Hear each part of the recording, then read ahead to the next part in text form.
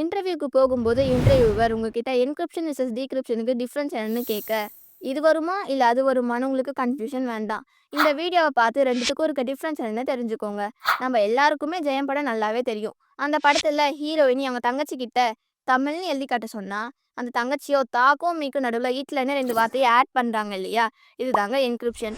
என்கிரிப்ஷன்றது plain டெக்ஸ்ட்டை cipher டெக்ஸ்ட்டா convert பண்றது. அதாவது ஒரு கோட் வேர்ட் மாதிரி கன்வெர்ட் பண்ணி பார்க்கறது.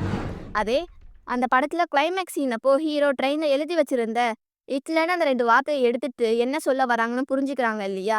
இதுதாங்க டீக்ரிப்ஷன்றது. டீக்ரிப்ஷன்றது சைஃபர் டெக்ஸ்ட்டை திரும்பவும் பிளைன் டெக்ஸ்ட்டுக்கு கன்வெர்ட் பண்ணி பார்க்கறது. இப்போ புரிஞ்சுதா என்கிரிப்ஷனுக்கும் டீக்ரிப்ஷனுக்கும் என்ன டிஃப்ரென்ஸ்ன்ட்டு? அது சரி, என்கிரிப்ஷனும் டீக்ரிப்ஷனும் எதுக்கு யூஸ் பண்ணுறாங்கன்னு தெரியுமா? நம்மளோட டிஜிட்டல் இன்ஃபர்மேஷன் எல்லாத்தையுமே சேஃப் அண்ட் செக்யூராக வச்சுக்கலாம்.